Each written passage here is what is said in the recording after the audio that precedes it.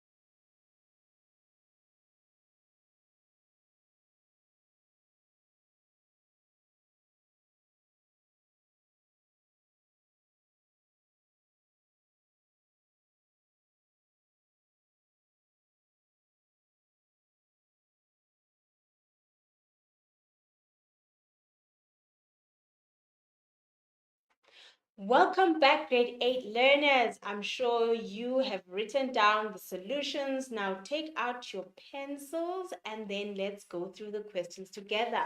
Don't forget to send in your solution to the number on the screen, 079 So the first question is, what is a galaxy group? Do you remember from our previous lesson? What is a galaxy group? So a galaxy group is a collection of 50 or less galaxies held together by gravity.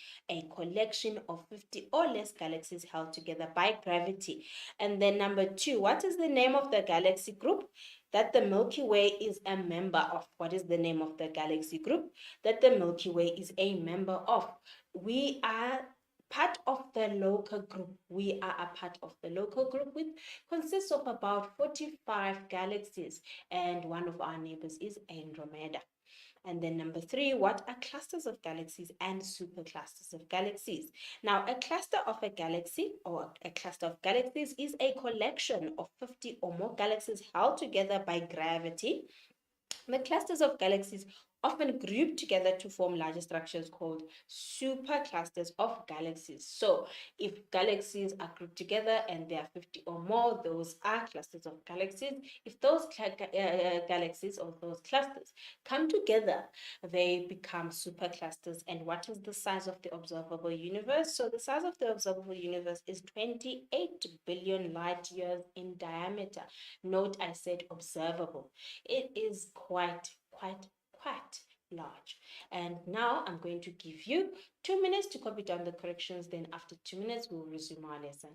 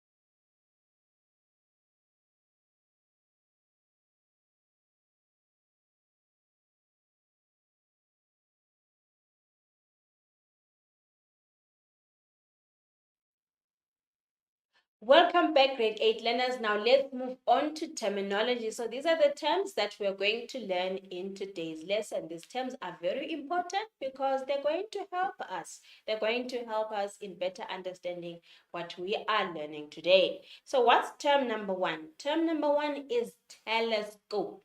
Telescope. Now, what is a telescope? A telescope is an optical instrument that makes distant objects appear near. An optical instrument that makes distant objects appear near. Number 2, Astronomy. Astronomy is the study of bodies in space. The study of bodies in space.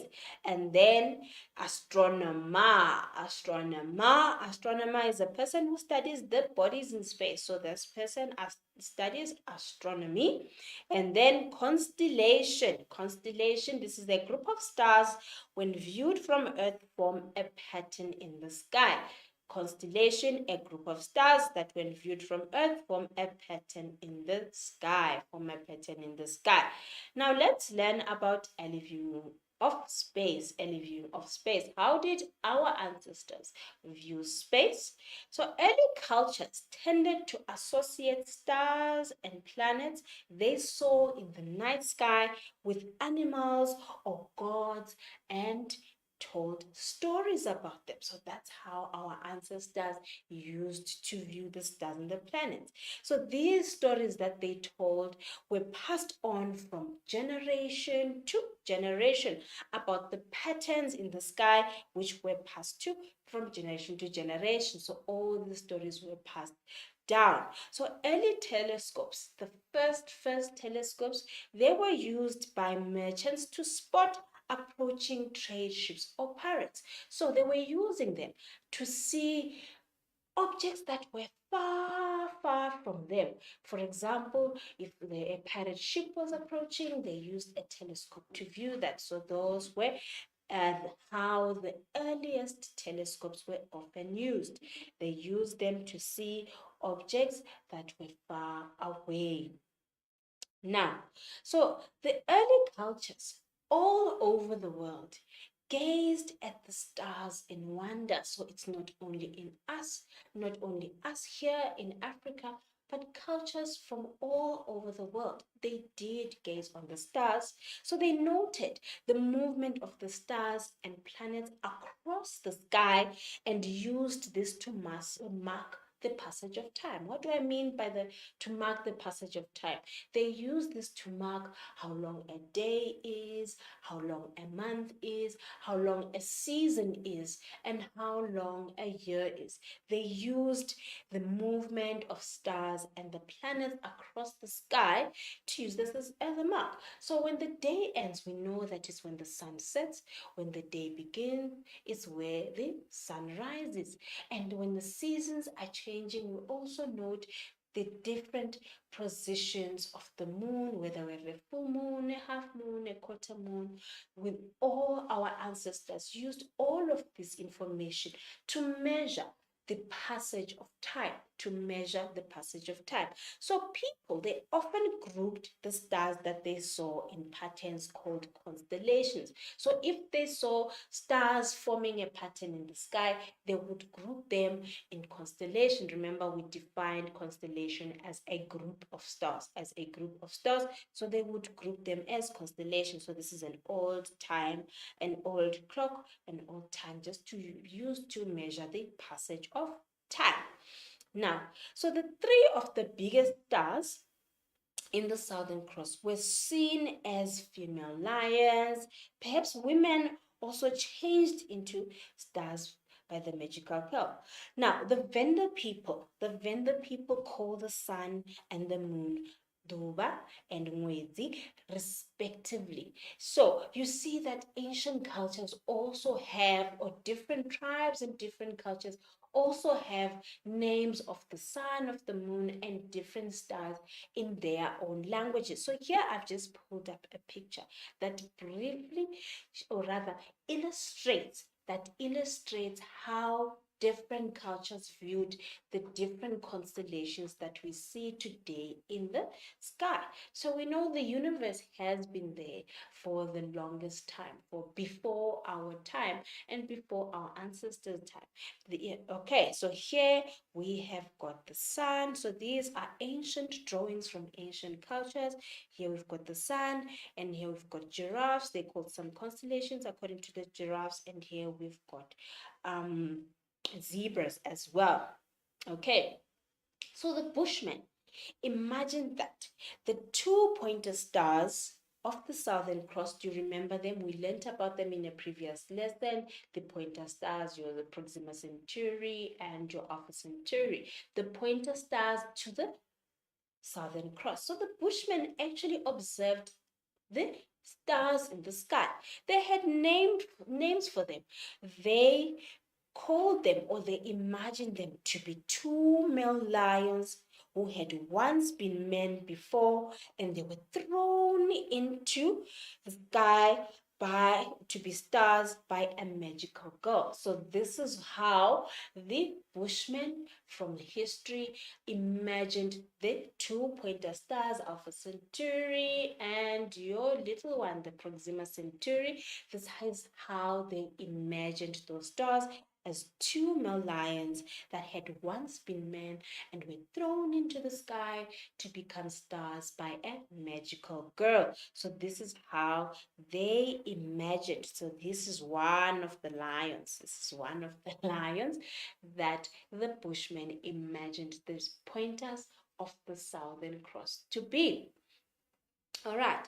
The Khoi Khoi thought the pointers were eyes of some great beast, and they were called Mura, which means eyes. They were called Mura, which means eyes. So now we see different names or different names or different understanding of the stars that different cultures have. The Khoi thought that the pointers were eyes of some great beast, and they were called Mura, which means eyes.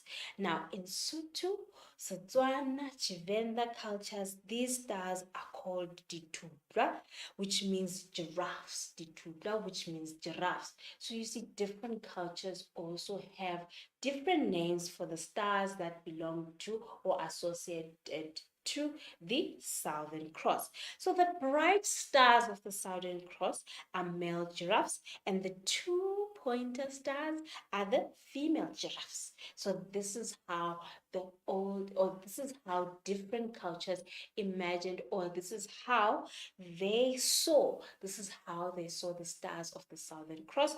They saw the stars of the Southern Cross as the male giraffe, and they saw the two pointer stars as female giraffes.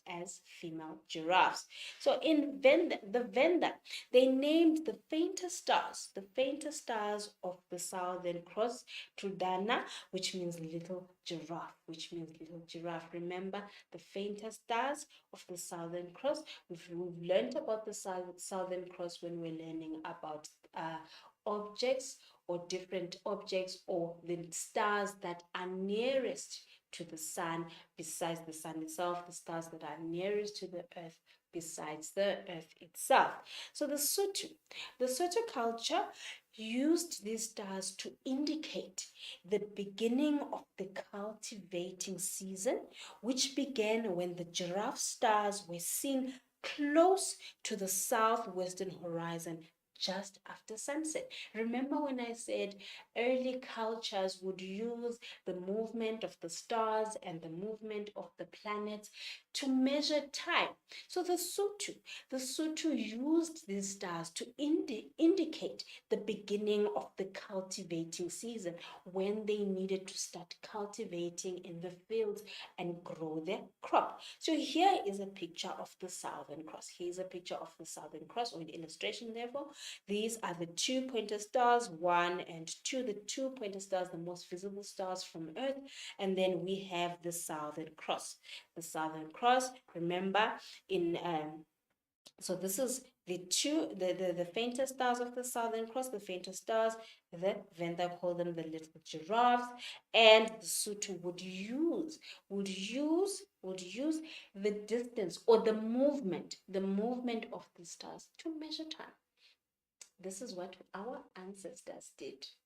Our ancestors were scientists, weren't they?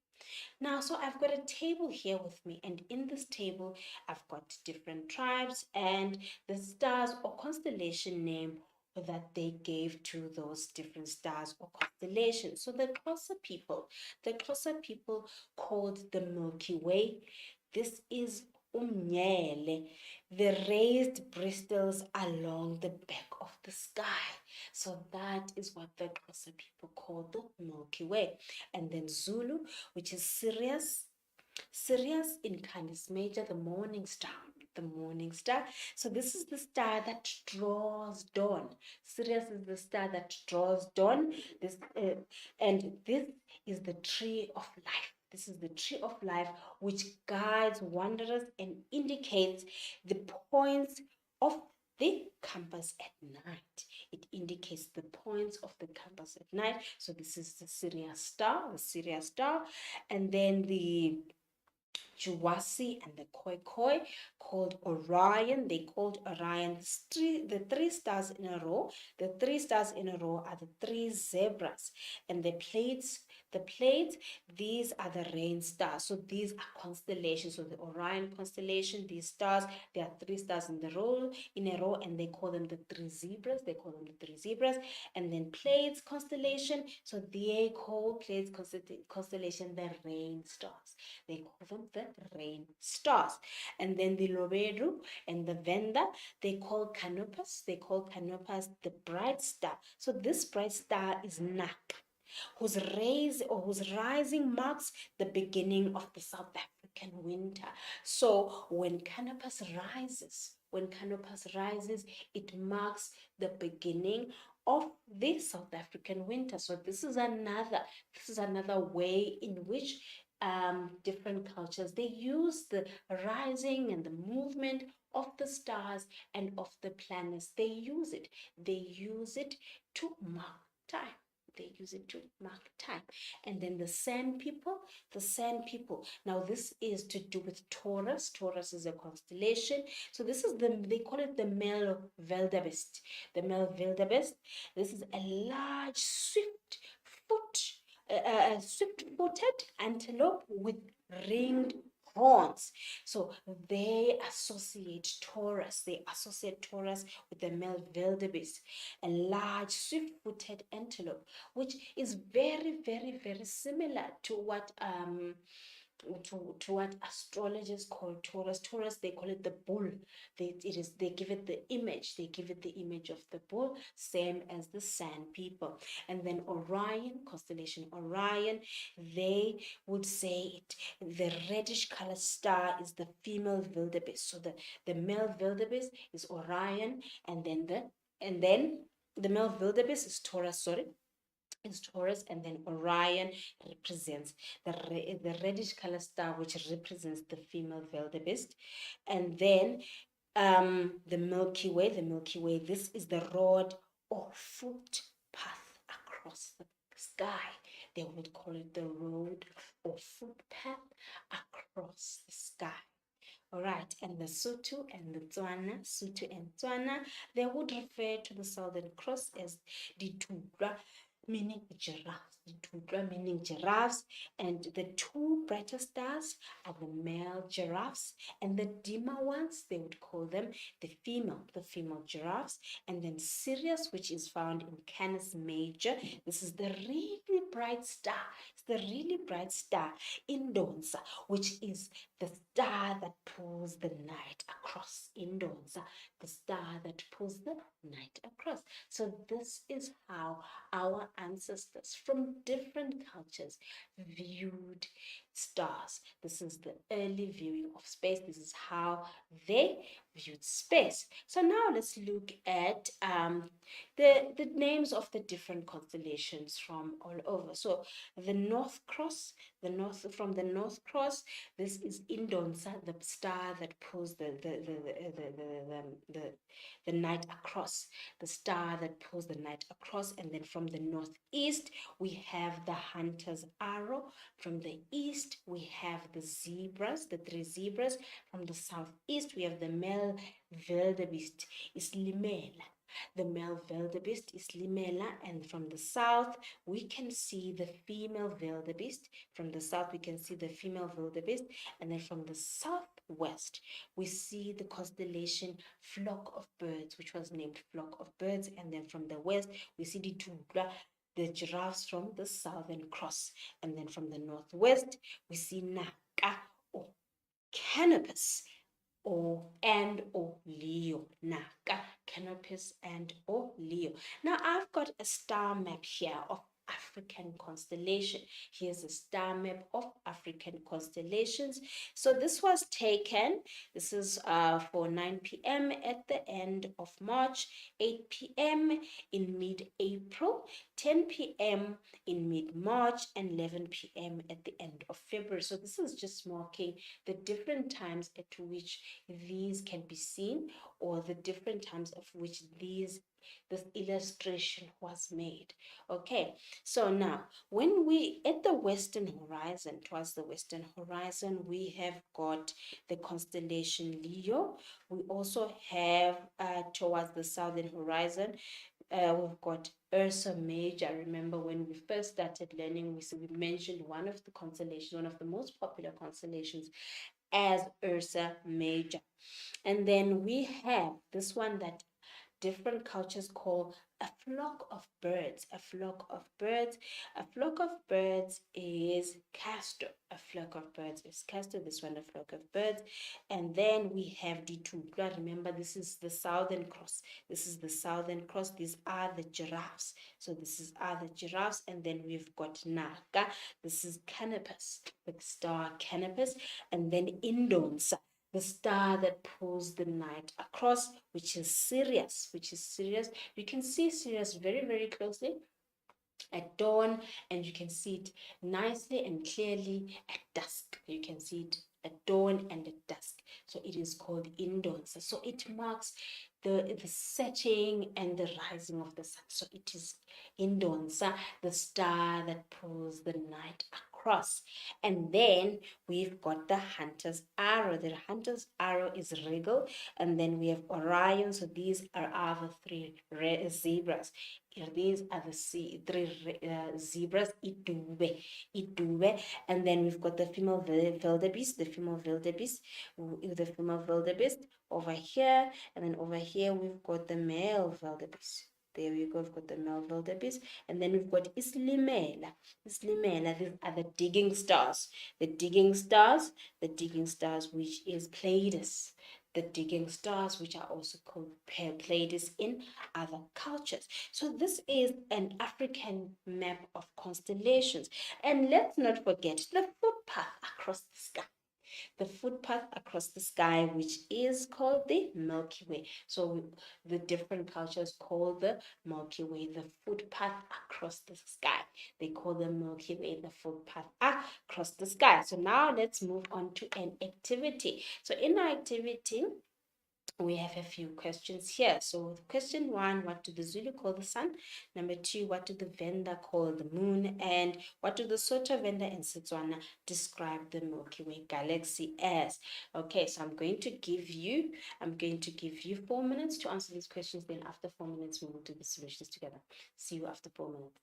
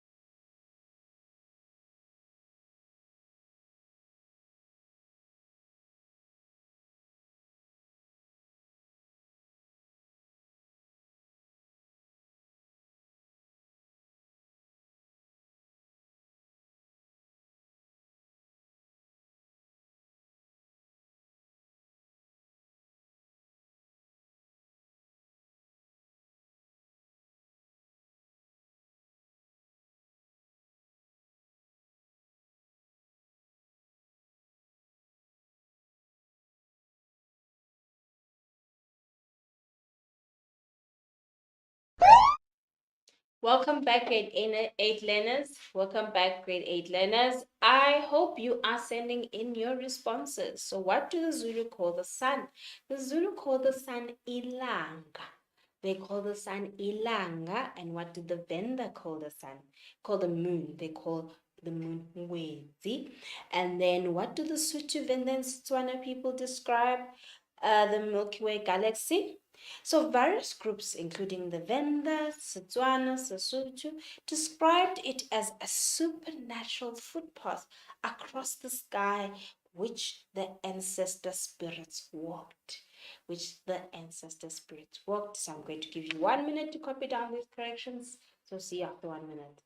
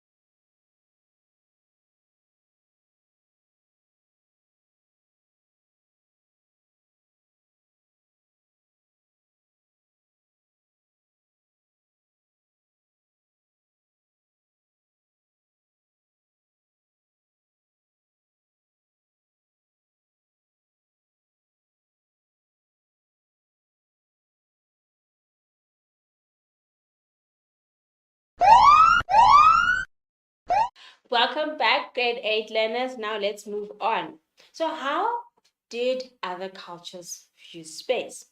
In 1608, a Dutch eyeglass maker discovered that by looking through two small lenses one held in front of another, a distant object appeared to be much closer. And he had invented the first telescope. He had invented the first telescope by his discovery of that when you take one lens, you hold it at a distance, and then you hold another one close to your eye, you can actually see distant objects and make them appear near. They appear near to you. So this Dutchman had invented the first telescope in 1608. Now, just a year later, a famous Italian scientist called Galileo Galilei assembled a telescope that made objects seem 30 times closer. And when he looked at the moon, he was amazed at the details that he could see. He was very, very amazed at the details that he could see. So these are the different, so he was part of the history of the how we view or the discovery of space, the discovery of space. So here is a picture of the scientist Galileo, the astronomer Galileo. Now, for the first time, he could see the craters, the mountains, and the valleys by just using that instrument called a telescope. He also saw the four largest moons orbiting Jupiter, and he also saw the dark spots on the sun. Those dark spots that we call the sunspots. He also was able to see the dark spots on the sun. So, from this time onwards, from the time when the first telescope was invented and to when Galileo saw or discovered what the moon, our moon, and the four moons that orbit Jupiter, and the sunspots, and all the other objects that we find in space. So, from that time, or from this time onwards, steady improvements in the quality of telescopes has allowed astronomers to see much, much more and more detail of space.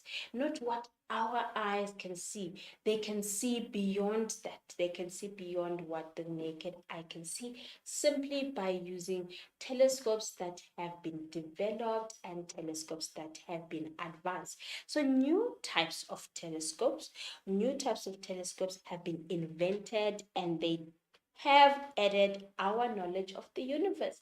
That's why in our previous lesson, we were learning about the sun, we learned about the objects around the sun, the different objects that we find around the sun, the objects that are in our solar system. We also learned about our nearest star and other stars that are near us.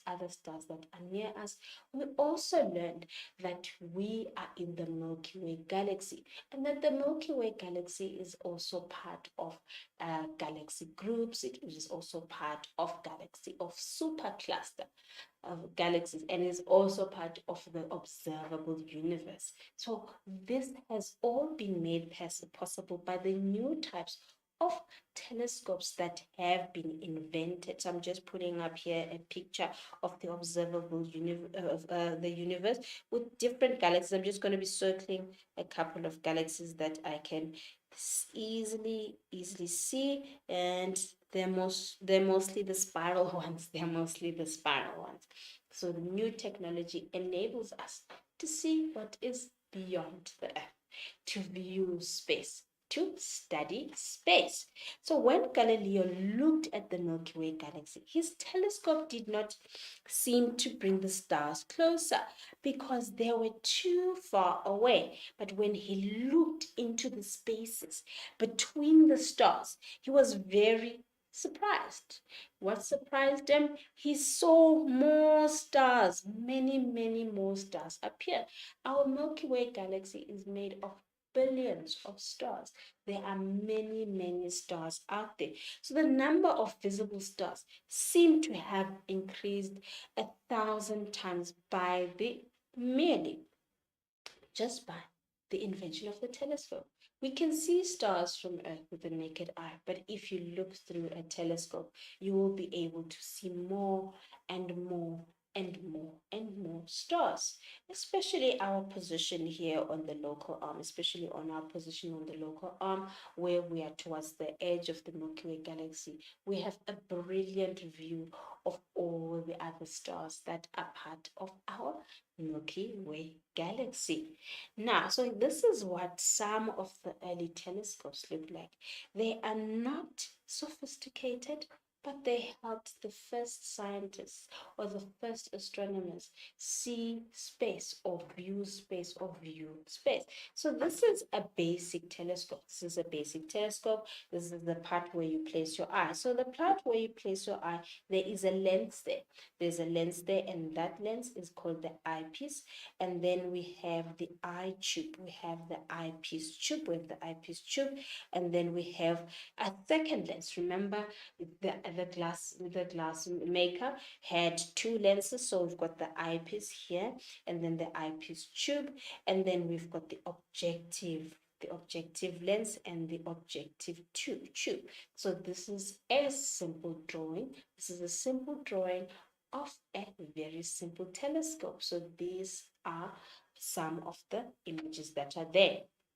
Now, telescopes, they work so much like the human eye. They work very much like the human eye, and like the eye, its main function is to collect light given off from a distant object and focus that light so we can be able to see the object. So that is the main function of the telescope.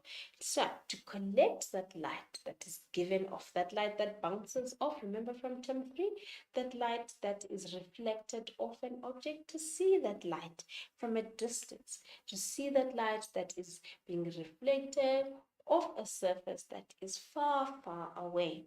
So this is a picture of an eye. Next to, or rather below the eye, we've got a lens. So this is the eye. Remember when we learned in previous lessons in term 3, this is how the eye develops an image, same as the telescope. So they function the same.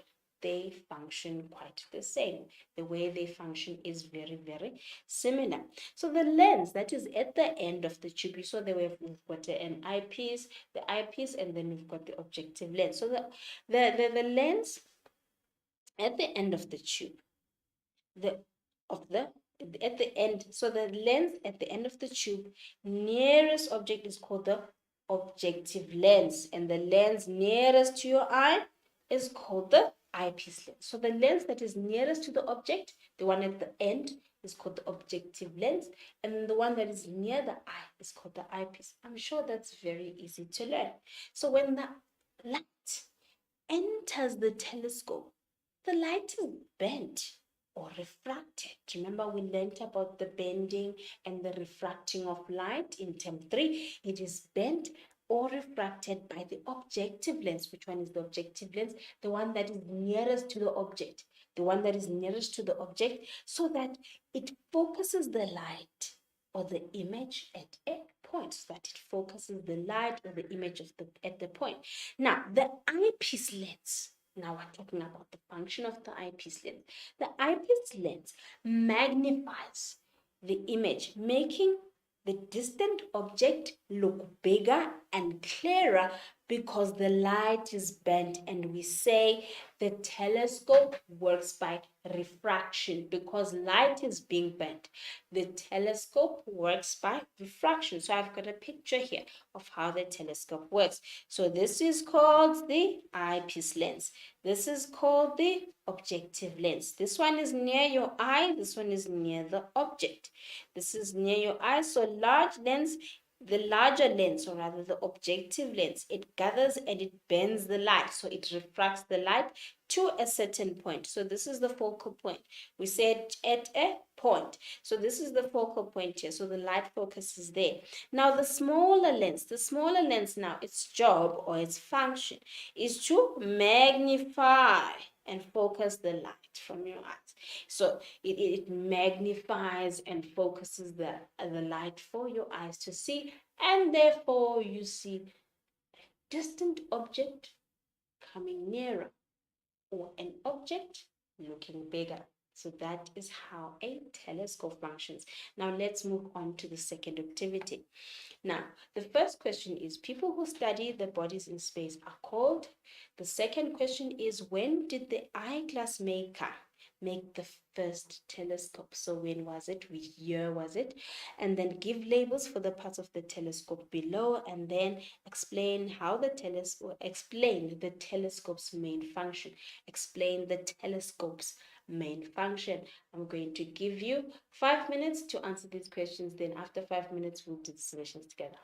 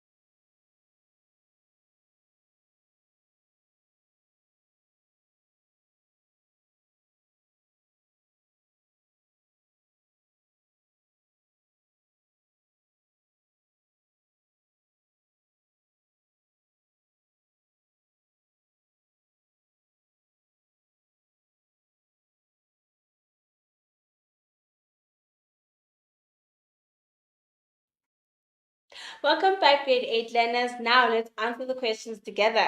People who study the bodies in space are called. Who are they? They are called astronomers. They are called astronomers. And when did the eyeglass maker make the first telescope? When did the eyeglass maker make the first telescope? It was in 1608. In 1608. And then give labels for the parts of the telescope below. So you're supposed to give a label for part A, part B, part C, and part D. There's another telescope next to it. So part A is the objective tube. Part A is the objective tube. Part B is the objective lens. Part C is the eyepiece tube, and then part D is the eyepiece. It is the eyepiece lens. Okay, and then explain the telescope's main function. What is the telescope's main function? So its main function is to collect light given off from a distant object and focus that light so that we can see the object, and focus that light so that we can see the object, All right, now I'm going to give you 1 minute to copy down these corrections. Then after 1 minute, we will wrap up our lesson.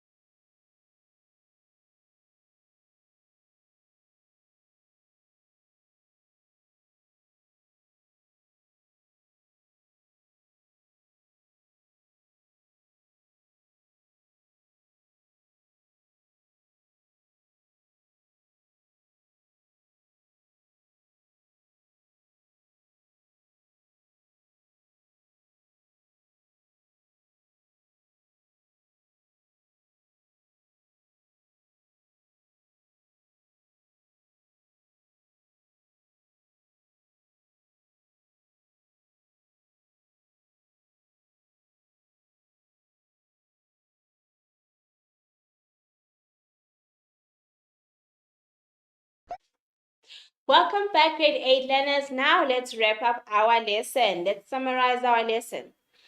Early cultures around the world gave stars different name. We saw even some of them from here in Africa that gave stars different name. For example, remember the sun is a star. The Venda called the sun Duva. The Zulu people call the sun Ilanga, and they also have different names for the different constellations. So they noted the movement of stars and planets across the sky and used this to mark the passage of time, how long a day was, how long a season was, or how long a year was. They used the movement of the stars to mark the passage of time.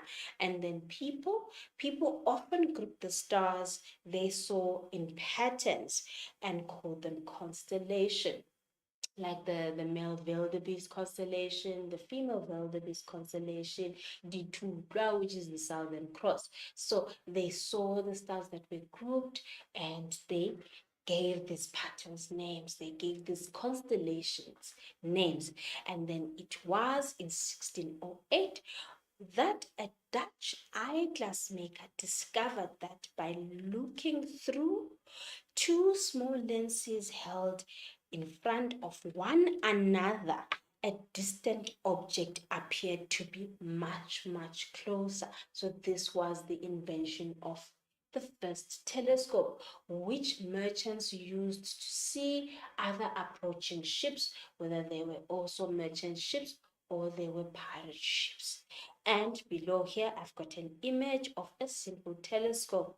Now we've got an eyepiece there where you place your eye, that's the lens where you place your eye, and then the tube which contains the eyepiece lens, and then we've got the objective tube, and then we've got the objective lens. So this is one lens in front of another, one lens in front of another. The first one, it refracts the light to a certain point. So when light enters, it refracts the light to a certain point, and then the second lens, it now brings that object to your eye, and then you are able to see, Now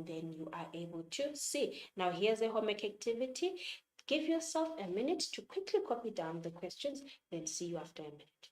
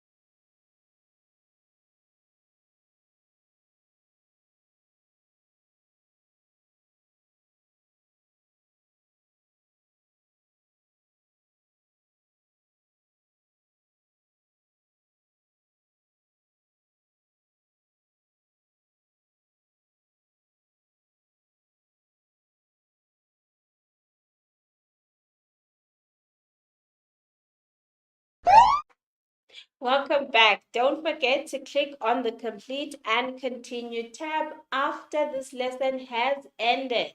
Thank you so much for joining me in today's lesson. See you in the next one. Bye bye.